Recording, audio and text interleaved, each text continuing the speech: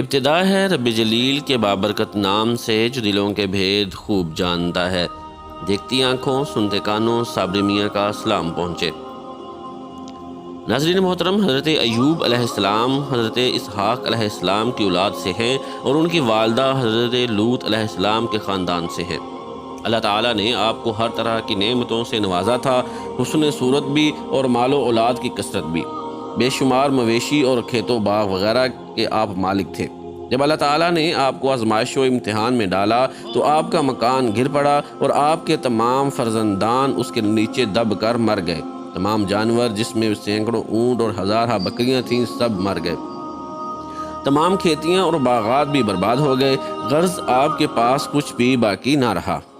آپ کو جب ان چیزوں کے ہلاک و برباد ہونے کی خبر دی جاتی تھی تو آپ حمد الہی کرتے اور شکر بجا لاتے اور فرماتے تھے کہ میرا کیا تھا اور کیا ہے، جس کا تھا اس نے لے لیا۔ جب تک اس نے مجھے دے رکھا تھا میرے پاس تھا، جب اس نے چاہا لے لیا۔ میں ہر حال میں اس کی رضا پر راضی ہوں۔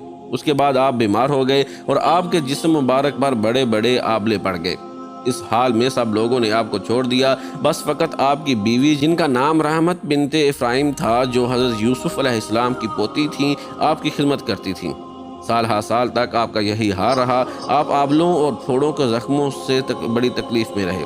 عام طور پر لوگوں میں مشہور ہے کہ معاذ اللہ آپ کو کوڑ کی بیماری ہو گئی تھی، چنانچہ بعض غیر معتبر کتابوں میں آپ کے کوڑ کے بارے میں بہت سی غیر معتبر داستانیں بھی تحریر ہیں، مگر یاد رکھو کہ یہ سب باتیں سر تپا بالکل غلط ہیں، اور ہرگز آپ یا کوئی نبی بھی کبھی کوڑ اور جذام جیسی بیماری میں مبتلا نہیں ہوا۔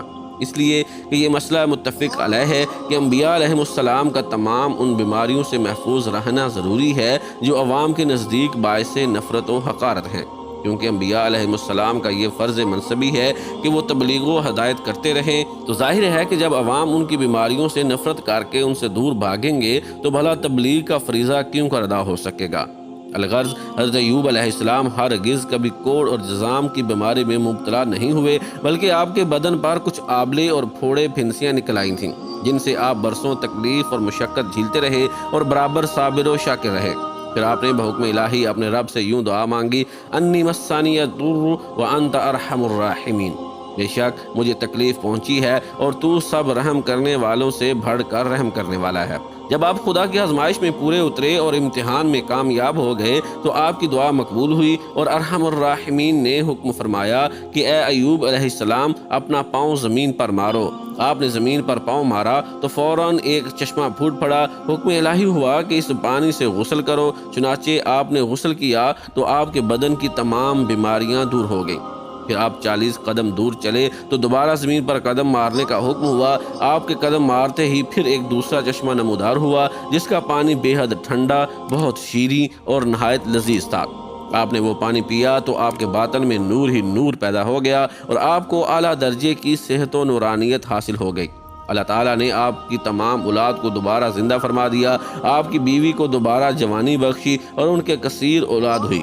پھر آپ کا تمام ہلاک شدہ مال و مویشی اور اسباب و سامان بھی آپ کو مل گیا، بلکہ پہلے جس قدر مال و دولت کا خزانہ تھا اس سے کہیں زیادہ مل گیا۔ اس بیماری کی حالت میں ایک دن آپ نے اپنی بیوی صاحبہ کو پکارا تو وہ بہت دیر کر کے حاضر ہوئیں۔ اس پر غصہ میں آ کر آپ نے ان کو 100 درے مارنے کی قسم کھا لی تھی۔ تو اللہ تعالیٰ نے فرمایا کہ اے ایوب علیہ السلام آپ ایک سینکڑوں کی جھاڑوں سے ایک مرتبہ اپنی بیوی کو مار دیجئے، اس طرح آپ کی قسم پوری ہو جائے گی۔ چنانچہ اللہ تعالیٰ نے قرآن مجید میں اس واقعہ کو اس طرح بیان فرمایا، ہم نے فرمایا زمین پر اپنا پاؤں مار، یہ ہے ٹھنڈا چشمہ نہانے اور پینے کو، اور ہم نے اسے اس کے گھر والوں اور ان کے برابر عطا فرما دیے اپنی رحمت کرنے اور عقل مندوں کی نصیحت کو، اور فرمایا کہ اپنے ہاتھ میں ایک جھاڑو لے کر اس سے مار دے اور قسم نہ توڑ، بے شک ہم نے اسے صابر پایا، کیا اچھا بندہ، بے شک وہ بہت رجوع لانے والا ہے۔ الغرض حضرت ایوب علیہ السلام اس امتحان میں پورے کامیاب ہو گئے اور اللہ تعالیٰ نے ان کو اپنی نوازشوں اور عنایتوں سے ہر طرح سرفراز فرما دیا، اور قرآن مجید میں ان کی مداح خوانی فرما کر اوابو کے لاجواب خطاب سے ان کے سر مبارک پر سر بلندی کا تاج رکھ دیا۔ حضرت ایوب علیہ السلام کے اس واقعہ امتحان میں یہ ہدایت ملتی ہے کہ اللہ تعالیٰ کے نیک بندوں کا بھی خدا کی طرف سے امتحان ہوا کرتا ہے، اور جب وہ امتحان میں کامیاب اور آزمائش میں پورے اترتے ہیں تو خداوند قدوس ان کے مراتب و درجات میں اتنی اعلیٰ سربلندی عطا فرما دیتا ہے کہ کوئی انسان اس کو سوچ بھی نہیں سکتا۔